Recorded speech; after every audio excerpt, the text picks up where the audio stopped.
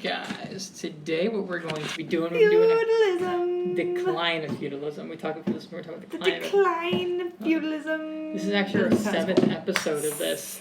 7, I know. It seems significant. It does. It does.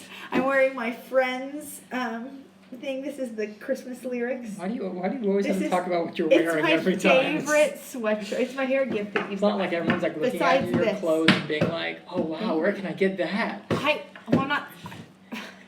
Okay, I'm sorry. I just like to wear comfortable today things. We're talking about I'm kind of hot. Today we're talking about the decline of feudalism. Oh, it's not the fault. Yeah, we're just doing a quick overview because you're going to be learning about this week, each different reasons for the decline of feudalism. Ooh. And I kind of want to just do a quick overview. That way it'll help you understand it. Because everything more. we do is quick.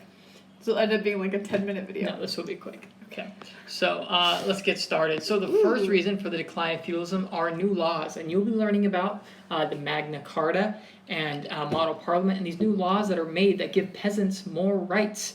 And when these peasants and nobles and stuff gain more rights and the king loses rights, this is going to cause feudalism to event decline. Notice it's not called the collapse of feudalism because it doesn't end like that. Ooh, It's a slow decline. And so we're going to be talking about one of the reasons that you'll be looking at is new laws, Magna Carta, model parliament. Cool.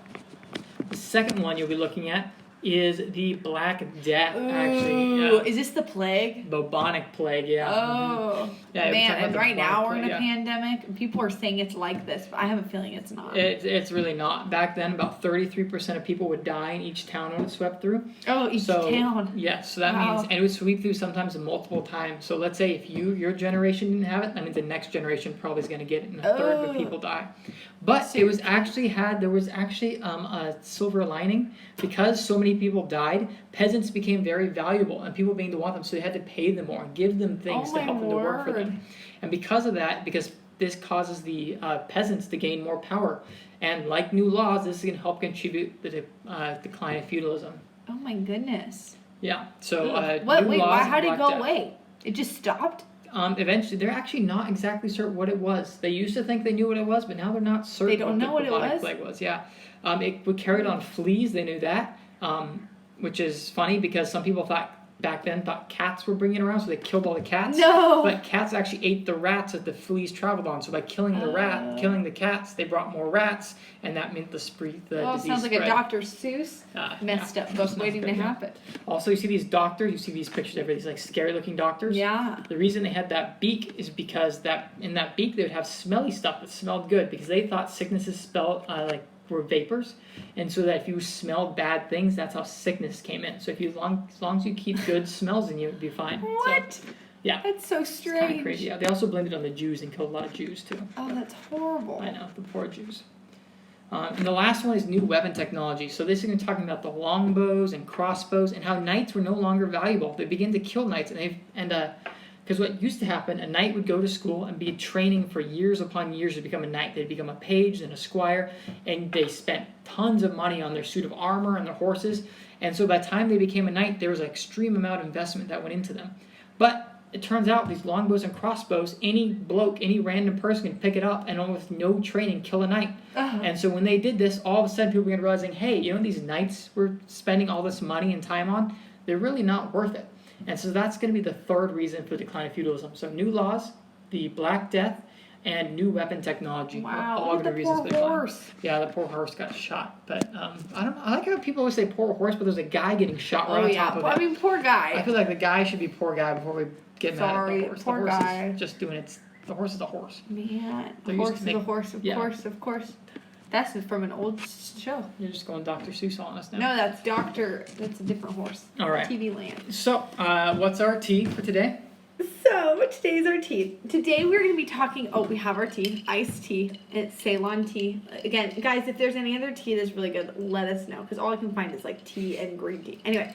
Hit us up in the comments. Comments, like and subscribe. Just kidding. We're not trying to be YouTubers. We're just trying to be entertaining for you guys. Anyway. This is why it takes long, because I just go on 80. Okay. What was I saying? Oh, okay, I got it. So, knights, because we're talking about the end of the decline of feudalism. So we're going to talk about the decline of like what happens about knights. So there's this thing called the code of conduct for knights, and it's called chivalry. Have you ever heard the term where chivalry's dead? Yes. Or chivalry's not dead when like a guy opens a door for a girl. So chivalry is basically the code that a knight has to follow. Yeah, like the code of honor they had to obey. Exactly. Yeah. So that's like they had to open. I don't know if they had doors. Women's doors. You had to respect ladies. You had to respect like ladies. Yeah. You weren't allowed to lie. You weren't allowed to cuss. You weren't allowed to. You were allowed to fight, but it had to be for a cause. Mm-hmm. So basically, that's what it was. But if you broke the code of conduct, guess what they did to the knights? This is shady. Like if there's a tower of shadiness. Like a shady sound, like shady. Yeah, shady. I feel like you say shady every single episode.